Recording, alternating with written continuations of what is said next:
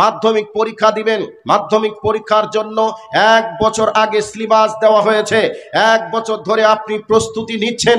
নেওয়ার পরে কোনটা কোশ্চিন আসবে না আসবে বলা হয় উনি।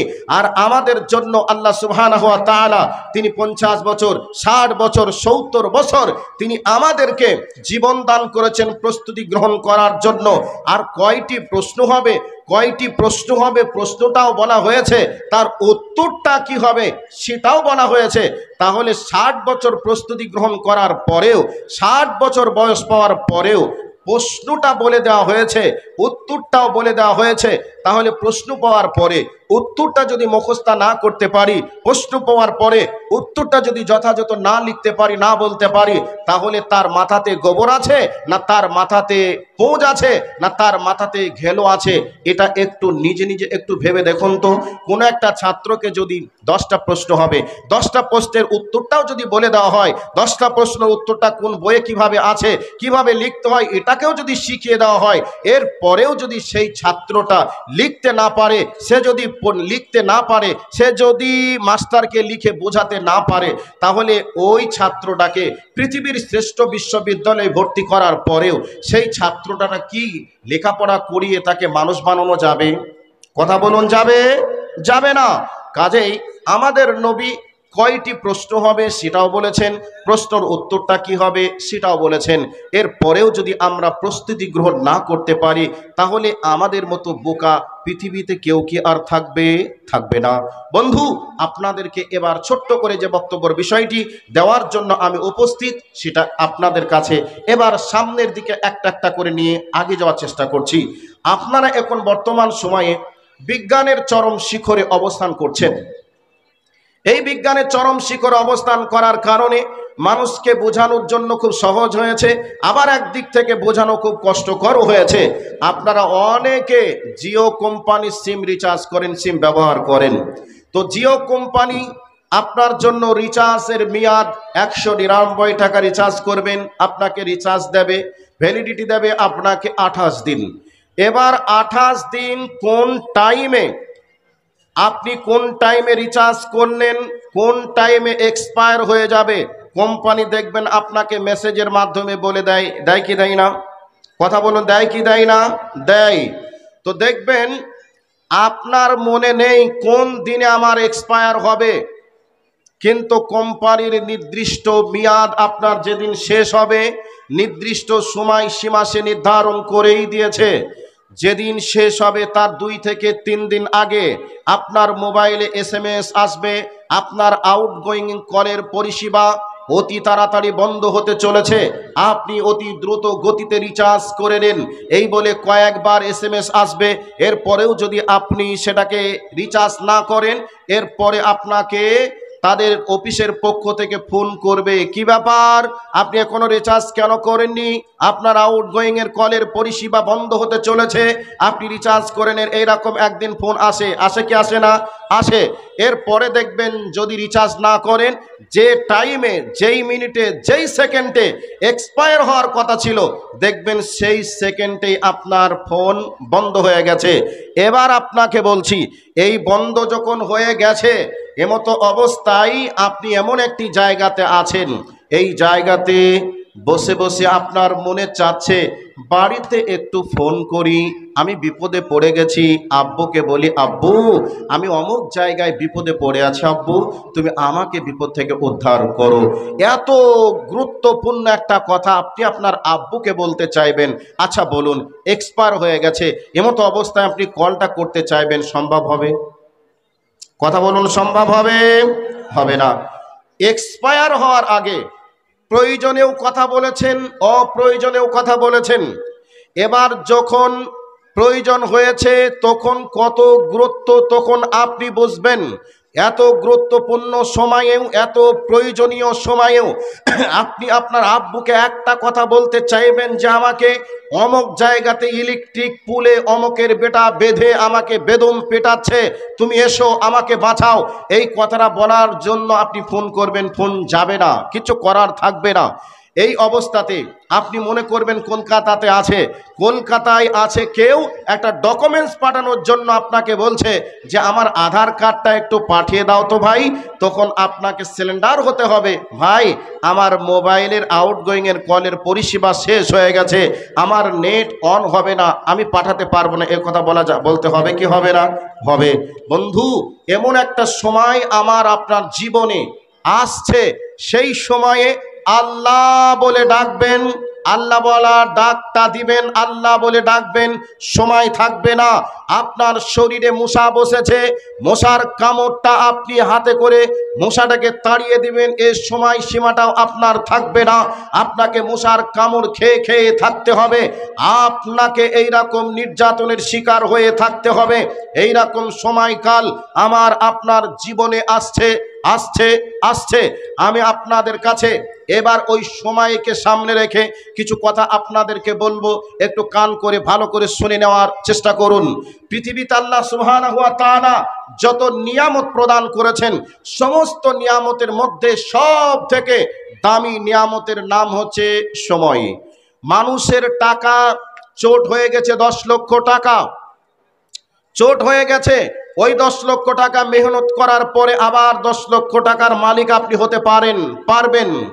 আপনার হতে পারে পরীক্ষায় আপনি প্রথমবার ফেল করেছেন, আবার প্রস্তুতি নিয়ে দ্বিতীয়বার আবার পাস করতে পারেন, কিন্তু আপনার জীবন থেকে একটা সেকেন্ড সময় যদি চলে যায়, ওই একটা সেকেন্ড সময় পৃথিবী বিক্রি করে দিলেও ওই সেকেন্ডের সময়কে আর ফিরিয়ে নিয়ে আসা যাবে না।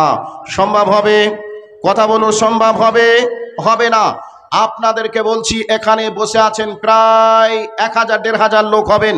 উদাহরণস্বরূপ বলছি, আপনাদের কাছে বক্তব্য করতে আসছিলাম, আস্তে আস্তে আমার মোবাইল সহ আমার ব্যাগটা ছিনতাইকারীরা ছিনতাই করে নিয়েছে। কান্না করতে শুরু করলাম, লোকজন জিজ্ঞাসা করলো, মাওলানা কাঁদছেন কেন? আমি বললাম, ভাই আমি আসছিলাম আপনাদের জালসায়, আমার ব্যাগ মোবাইল সব ছিনতাইকারীরা ছিনতাই করে নিয়েছে, ব্যাগে 1 লক্ষ টাকা ছিল। আমার কান্না দেখে আপনাদের মায়া হলো, আপনারা এবার আমাকে বলবেন, মাওলানা ছিনতাই করে নিয়েছে তো কি করবেন এখন? আর কান্না করবেন না, আমরা দেখি একটু আপনার মোবাইলটা কিনে দেব এবং আপনার 1 লক্ষ টাকা আমরা চেষ্টা করছি, এতগুলো মানুষ আছে সবাই মিলে আমরা 1000, 2000, 5000 করে উঠিয়ে আপনার 1 লক্ষ টাকা দিয়ে দেব। এ কথা মানুষ যদি চিন্তা করে দিতে পারবে কি পারবে না? কথা বলুন একটু, পারবে কি পারবে না? পারবে। আচ্ছা, আমার জীবন থেকে যদি একটা সেকেন্ড সময় চলে যায়, আপনাদের কাছে যদি আমি কাঁদি যে ভাইয়া আপনাদের খেদমতে এসে আজকে আমার 2023 সালের ডিসেম্বর মাসের 6 তারিখটা আপনাদেরকে দিয়ে দিলাম, চলে গেল, আপনারা সকলে মিলে আমার একদিন তো দূরের কথা, একটা সেকেন্ড সময় আপনারা দেন। আচ্ছা বলুন, আপনারা সবাই মিলে চেষ্টা করলে কি দিতে পারবেন? কথা বলুন, পারবেন? পারবেন না। ঠিক আমার আপনার জীবন থেকে যে সেকেন্ড সময়টা চলে যাচ্ছে, এই সেকেন্ডের সময়ের জন্য আপনি 1 লক্ষ 2 লক্ষ টাকা দিতে পারবেন, 10 লক্ষও দিতে পারবেন, কিন্তু একটা সেকেন্ড সময় যাচ্ছে, গোটা পৃথিবী বিক্রি করে দিলেও একটা সেকেন্ডের মূল্য দেওয়া যাবে না। শিক্ষিত থেকে অশিক্ষিত পর্যন্ত গোটা পৃথিবীর মানুষ যদি চেষ্টা করে, কারো জীবন থেকে একটা সেকেন্ড সময় মাইনাস হয়ে গেল, ওইটা প্লাস করার ক্ষমতা পৃথিবীর কোনো মায়ের বিটার নেই, কেউ চেষ্টা করলেও পারবে না। এই জন্য আল্লাহ সুবহানাহু ওয়া তাআলা তিনি পবিত্র কোরআন সূরাতুল আসরের মধ্যে তিনি সময়ের কসম করে বলেছেন, সময়ের গুরুত্ব তিনি বোঝাতে চেয়েছেন। এই মর্মে আপনাদেরকে সংক্ষেপে কয়েকটি কথা এতক্ষণ ধরে ভূমিকায় বললাম, এবার মেন পয়েন্টে চলে এসেছি, ভালো করে কান করে শুনে নেন। আচ্ছা, কেউ কি বিরক্ত হচ্ছেন? বিরক্ত হচ্ছেন না তো? এবার চলে আসুন হযরত ইমাম শাফি রাহিমাহুমুল্লাহ, তিনি বলছেন আল্লাহ সুবহানাহু ওয়া তাআলা মানুষকে গাইডলাইন দেওয়ার জন্য আল্লাহ সুবহানাহু ওয়া তাআলা তিনি 114টি সূরা অবতীর্ণ করেছেন।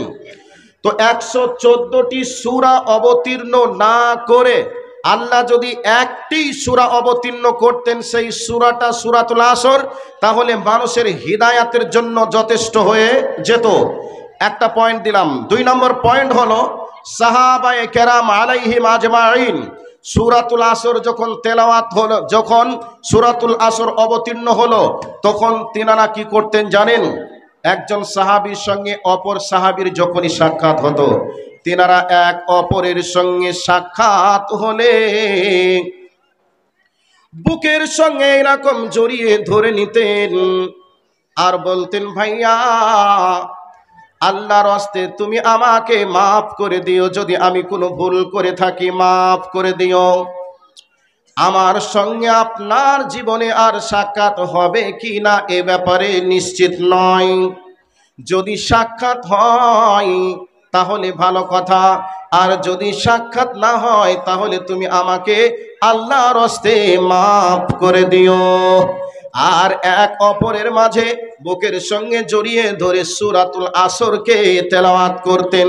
তার মানে হলো আল্লাহ ছাড়া কেউ জানে না আমাকে আপনাকে আল্লাহ দুনিয়াতে কতদিন রাখবেন, কত মিনিট থাকবো, কত ঘন্টা থাকবো, এ ব্যাপারের জ্ঞান কেবলমাত্র আল্লাহ রব্বুল আলামিনের কাছেই আছে। এই জন্য নবী করিম সাল্লাল্লাহু আলাইহি ওয়াসাল্লাম বলেছেন, ওরে আমার উম্মতের দল, তোমরা যখন আযান শুনতে পাবে তখন তোমরা মনে করে নিবে এই আযানটা জীবনের শেষ আযান, আমাকে কেউ আল্লাহর ঘরে যাওয়ার জন্য আমাকে আর ডাক দেবে না, আমি আর শুনতেও পাবো না। তুমি মনে করে নাও এই নামাজটা আমার জীবনের শেষ নামাজ, আমি আর নামাজ পেতেও পারি নাও পেতে পারি। অতএব এই নামাজের মাধ্যমে তুমি তোমার রবকে রাজি করে নিও, তুমি তোমার আল্লাহকে রাজি করে নিও। অতএব যখন তুমি নামাজ পড়বে, ডান দিকের সালাম আসসালামু আলাইকুম বলে ফেরানো হয়েছে, বাম দিকের সালাম ফিরাতে পারবে এর নিশ্চিত তুমি মনে করিও না। ডান দিকের সালাম ফিরাউন পরে পরে, বাম দিকের সালাম ফিরাউন আগে তোমার মত তোমার কাছে চলে আসতে পারে। অতএব সময়ের মূল্যায়ন করো, সময়ের মর্যাদা তোমরা দান করো। আমার আল্লাহ বলছেন, ওয়াল আসরি ইন্নাল ইনসানা লাফি খুসর, আমি আল্লাহ আসরের সময়ের কসম করে বলছি। তবে আসরের সময়ের কসমটা আল্লাহ কেন করেছেন আপনাদেরকে বলে দেই। আমরা কোনো জিনিসকে সত্যতা প্রমাণ করতে গিয়ে এবার কেউ যদি বিশ্বাস না করে তখন আমরা বলে থাকি আল্লাহর কসম করো, আল্লাহর কসম করি তুমি বলো এ কাজ তুমি করেছো কি না।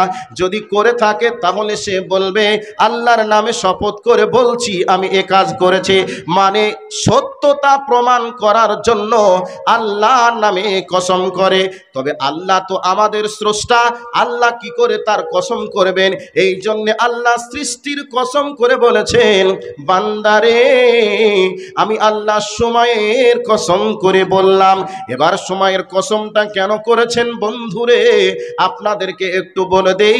পূর্ব যুগের একজন মনীষী তিনি বলছেন, আমি সূরাতুল আসরকে তেলাওয়াত করি, সূরাতুল আসরকে আমি পড়ি, পড়ার পরেও সূরাতুল আসরে আল্লাহ সময়ের কেন কসম করেছেন আমি বুঝতে পারি না। এত স্টাডি করি, এত অ্যানালাইসিস করে গবেষণা করি, তবে আমার ব্রেনের ভিতরে আসে না আল্লাহ সময়ের কেন কসম করেছেন। এবার তিনি বলছেন, আমি বাড়িতে রয়েছি, এমতো অবস্থায় একজন বরফ বিক্রেতা বরফের ঝুড়িটা মাথায় নিয়েছে, নেওয়ার পরে হকারদের মতো দেখবেন হকারেরা বলে মাছ নিবে গো মাছ, সবজি নিবে গো সবজি, এইরকম করে যেমন ডাক দেয় সেই রকম ভাবে পূর্ব যুগের মনীষী বলছেন বরফ বিক্রেতা বরফের ঝুড়িটা মাথায় নিয়েছে, নেওয়ার পরে বলছে তোমরা তার উপরে দয়া করো, তোমরা তার উপরে মায়া করো যার পুঁজি গলে যাচ্ছে, যার সম্পদ নষ্ট হচ্ছে। পূর্ব যুগের মনীষী বলছেন যখনই বরফ বিক্রেতার এই আওয়াজটা শুনলাম আর আমার ব্রেন বারবার এবারে আমাকে বলে দিল এটাই হলো সূরাতুল আসরের আসল তাফসীর, আসল ব্যাখ্যা। এই কারণে আমার আল্লাহ সময়ের কসম করেছেন, সময়ের কসম করে তিনি সময়ের গুরুত্ব বোঝাতে চেয়েছেন। এবার আপনাদেরকে একটু বলে দিই সাদা বাটা কথাতে, তাহলে বুঝতে পারবেন। বন্ধুরে বরফকে দেখবেন ঠান্ডা আবহাওয়াতে বরফকে রেখে দিবেন, বরফ দানা বেঁধে জমাট বেঁধে থাকবে। ওই বরফকে যখন গরম উষ্ণ আবহাওয়াতে নিয়ে আসবেন, যত সেকেন্ড যাবে, যত মিনিট যাবে, দেখবেন বরফ গলে গলে গলে গলে পানি হয়ে যাবে। এমন একটা সময় আসবে, ওই সময় বরফ বলে কিছুই থাকবে না, পানিতে রূপান্তরিত হয়ে যাবে। যাবে কি যাবে না? যাবে।